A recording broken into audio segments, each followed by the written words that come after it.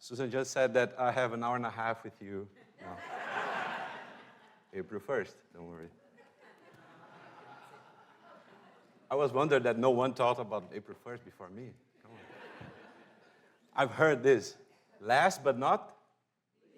Thank you so much. Good afternoon, everyone here. Good morning, good afternoon, good evening, everyone who is in our online audience. My name is Gabriel, and it's a pleasure to be here and to present a little bit what I have studied, but also what I have worked and a bit of my passion. And to start, I would like to make you here a very important question. And it's a very hot debate on the academic world, but also it's a very hot diplomatic issue. Is this a soccer ball or a football ball? No, don't worry. We're not going to solve this today. Years and years that we have, thank you so much. Years and years that we are discussing this. Of course, I'm not here to talk about soccer or football. Doesn't matter what you believe. But I would like to introduce the story of this guy. Oh, it's me. Oh, my God. Okay, so this guy is a very well-talented football/soccer player.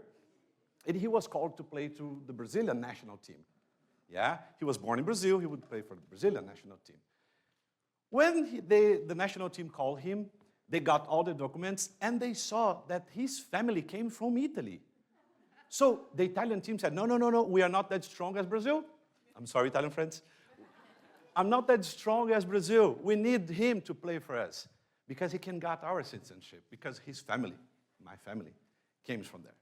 And then when they look very close to the documents, they realize that that city, it was so close to the border that it was impossible to identify if it was Italy before or after the unification.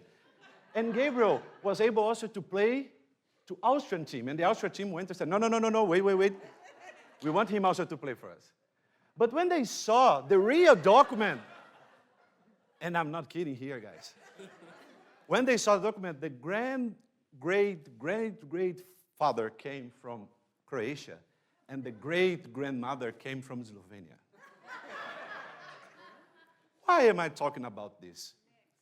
Because, unfortunately, there are so many people nowadays and so many kids that don't have a team to play for. Because they are traveling around,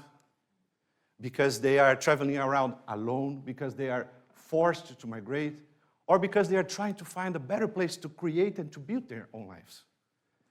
What I want to talk about here today came from my field experience, my previous experience as a fellow, and my research. And thanks, Angela, for being here.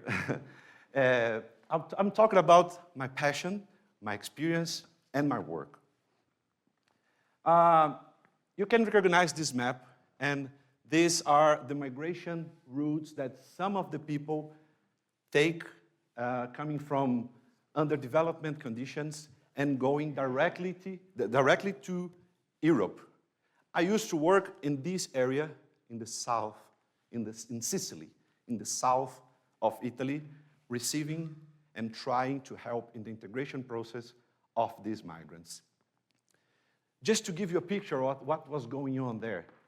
In the last 10 years, more than 865,000 migrants and refugees arrived in Europe, in Italy. Oh, Gabriel, this is too much, this is not too much. In the 20 years before, only 200,000 arrived. So this is 4 times more in 10 years, okay? Among them, 100,000 are children and adolescents alone. 1 every 8, more or less. Oh, Gabriel, what is going on here in the US? Q&A. We can talk this later, okay? Who are they? Well, 91% of them, they are male. They are at the end of childhood, so more or less 3% of them are less than 14 years old, and they come from these 5 countries, okay? And the most important question, why they are traveling? Why they are traveling, and why they are traveling alone? So, they are traveling, of course, wars, persecutions, a lot of things, but the majority of them, they are traveling, escaping from underdevelopment conditions, okay? And why they travel alone? This is an important question. 2 main reasons that I discovered from my experience, but also in some academic research. First, because they are old enough, they're like big enough to travel by themselves, to take the routes by themselves. And most of the time, the family said, okay, let's save one, and then when you are there, you can send money back and help us with remittances. So perhaps they're doing more for development than us, and than any other organization. Western Union do a lot. And second, because they got separated during the journey. Where? Or crossing the desert, or in the illegal prisons in Libya, or unfortunately, in the ocean. Let's remember that they have to cross the ocean. And it's not a trip that you got a bus here and go to Raleigh, and then you go to DC. No, it's a long trip, more than a year sometimes, passing through different and very difficult violence and a lot of things and a lot of situations. My research, well, I did 15 open-ended interviews with prior unaccompanied minors, those who arrived alone, and now they are like young adults, and I was trying to understand mostly overall, what were the factors that helped them most in the integration process? Because when we talk about integration of migrants or integration of refugees, we can discuss children, adults, but they are a very specific target. Remember that they are in the end of their childhood. They don't have much time. And then what's going to happen? They will change their legal status. They will become adults, and this changes a lot, okay? 4 main pillars, and we can discuss this more in the Q&A, but the 4 main pillars about unaccompanied minors integration. First, has to be job-centered. All the time, their sense of belonging is connected to the job. Their main reason why they escaped is because they don't have a job. Their main concern when they arrive, it's because they want a job. It's because there's a family putting pressure on them. So everything that we think about unaccompanied minors integration has to be job-centered. Second, schooling means language for them, okay? Oh, I love Italian language. And, oh, they should learn La Divina Commedia, di Dante, wonderful. But they don't have time. They don't have time for this kind of thing. We have to think an education path that push them to the adult life. Oh, sorry. Third, social connections. And here, perhaps, is where we, Rotarians, we can act very actively, like the next week, okay? And there are 3 kinds of social connections that appeared from the interviews. The social bonds, it means among themselves, among their own nationality or their own ethnic group. Social bridges among those who are like the unaccompanied minors with the Italians, or here, the migrants with US citizens. And third, those who had lived the same experience, unaccompanied minors among unaccompanied minors. They create their own community, and we are here Rotarians, and we know the importance of community. And fourth, the stability in their documentation. This is very important. All the time the politics are changing, and then in Italy, I have humanitarian assistance, and then I don't have a humanitarian visa, and then humanitarian visa comes back, and the guys got lost. Am I accepted? Am I not accepted here? These are 2 quotations that I bring from my interviews, and to bring the voice of these guys to you here afternoon. I send money home once a month. There are 4 people who depend on this money. 3 of my sisters and my father, who is sick. I feel really happy to be able to help them. So, when I send money, my small heart becomes very big. And the second kid told me this. My dream for the future is to have some money, to live a peaceful life without problems, to have my house, my wife, my family, a simple family life. I don't ask too much.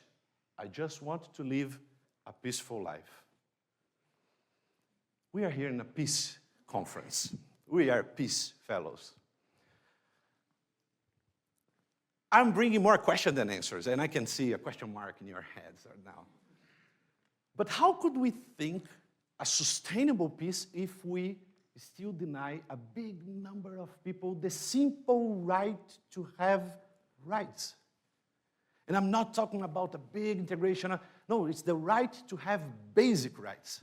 How could we think a peaceful society if a big number of people and people that are entering in the life, the adult life, they will work, they will be around us, they don't have the basic, they don't have the certainty to have basic human rights. They have to prove all the time.